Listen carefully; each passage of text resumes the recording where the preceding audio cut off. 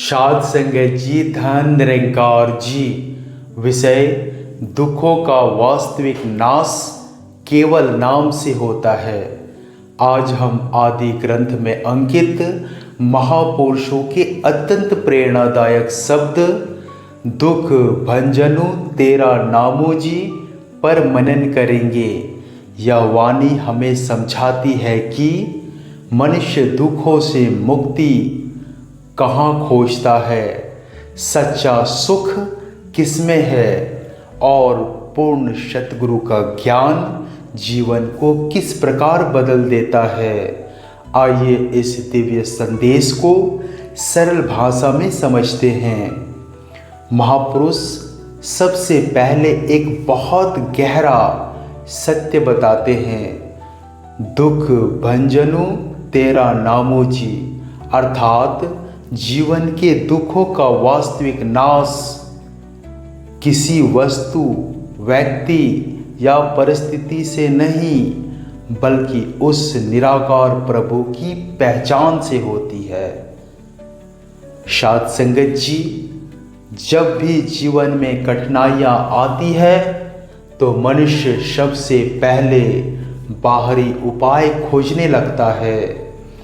कभी वह धन में समाधान ढूंढता है, कभी रिश्तों में, तो कभी अलग अलग धार्मिक कर्मों में। लेकिन कुछ समय बाद उसे महसूस होता है कि मनुष्य की बेचैनी फिर भी पूरी तरह समाप्त नहीं हुई। महापुरुष समझाते हैं कि दुख केवल परिस्थितियों का नाम नहीं है, सबसे बड़ा दुख उस परमात्मा से दूर होना है जिसने हमें यह जीवन दिया है।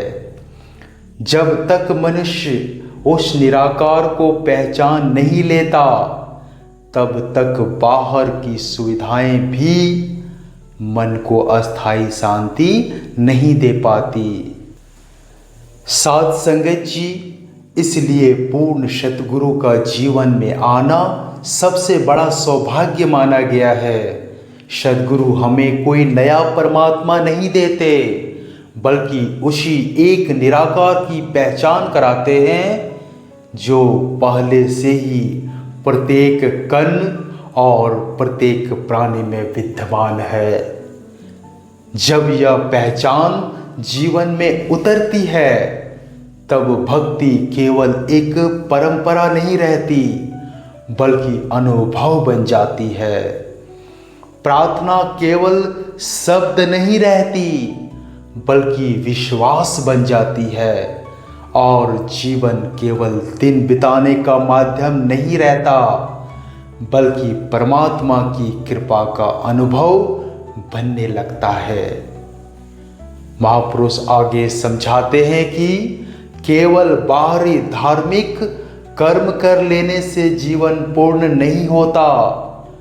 यदि मन में अभी भी अहंकार, भेदभाव और अज्ञान बना हुआ है, तो अभी यात्रा अधूरी है।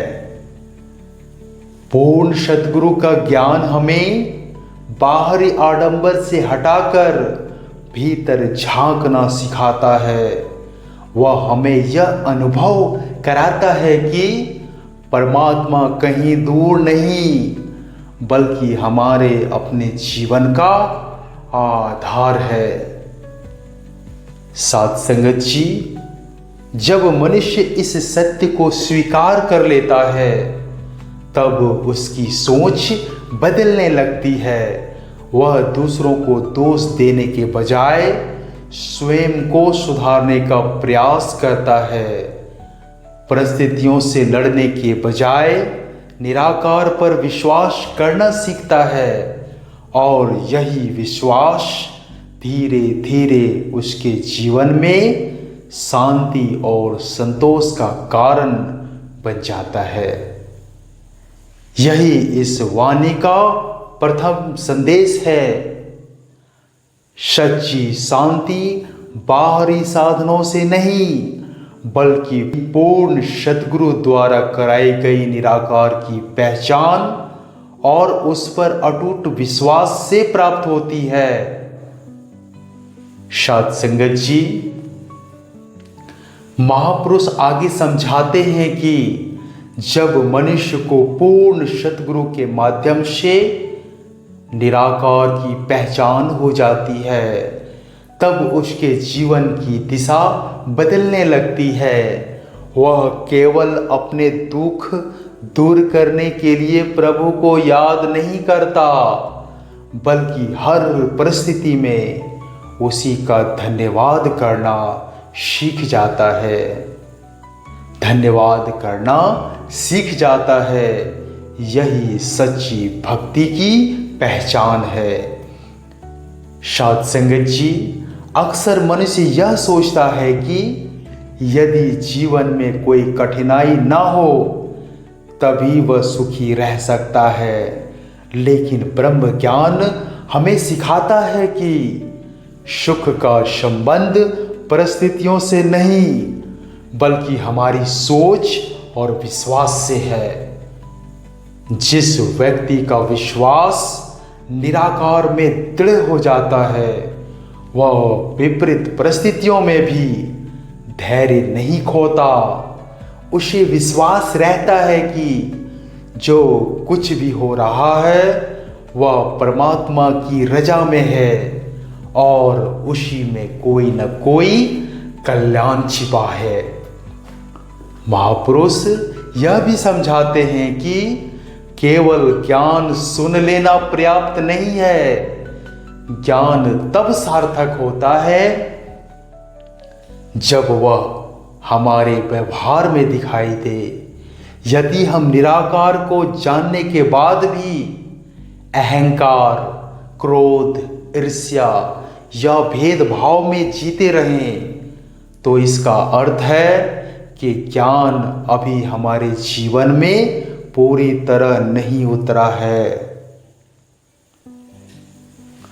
पूर्ण सद्गुरु केवल निराकार का परिचय नहीं कराते, बल्कि ऐसा जीवन जीना भी सिखाते हैं जिसमें प्रेम हो, नम्रता हो और सबके प्रति समान दृष्टि हो। साध संगत जी, जब हम प्रत्येक व्यक्ति में उसी एक परमात्मा का प्रकाश देखते हैं, तब मन में ऊंच नीच का भाव अपने आप समाप्त होने लगता है। सेवा दिखाने का साधन नहीं रहती, बल्कि कृतज्ञता का माध्यम बन जाती है। और भक्ति केवल शब्दों तक सीमित नहीं रहती, बल्कि हमारे व्यवहार में दिखाई देने लगती है। महापुरुष हमें यही प्रेरणा देते हैं कि जिस नाम का अनुभव पूर्ण सद्गुरु ने कराया है, उसे केवल स्मरण तक सीमित न रखें, बल्कि अपने विचार, प्रत्येक व्यवहार और प्रत्येक संबंध में उतारें। तभी यह ज्ञान हमारे दुखों को दूर करने वाला वास्तविक सहारा बनता है और जीवन में अस्थायी शांति का अनुभव कराता है। आत्मचिंतन। आइए आज स्वयं से कुछ प्रश्न करें। क्या मेरा विश्वास केवल अनुकूल परिस्थितियों तक सीमित है या हर परिस्थिति में निराकार पर बना रहता है? क्या ब्रह्म ज्ञान मेरे व्यवहार में दिखाई देता है? क्या मैं नाम की महिमा को केवल सुनता हूं या उसे अपने जीवन में भी उतारने का प्रयास करता हूं? यदि हम इन प्रश्नों पर ईमानदारी से विचार करेंगे तो यह वाणी केवल सुनने तक सीमित नहीं रहेगी, बल्कि हमारे जीवन का मार्गदर्शन भी करेगी। यदि आज का यह विचार आपके हृदय को स्पर्श कर गया हो तो इसे अपने परिवार, मित्रों और परिचितों के साथ अवश्य साझा करें, ताकि यह प्रेरणादायक संदेश अधिक से अधिक लोगों तक पहुंच सके। ऐसे ही आध्यात्मिक और जीवन को दिशा देने वाले विचारों के लिए समर्पण एसएनएम से जुड़े रहिए। धन निरंकार जी।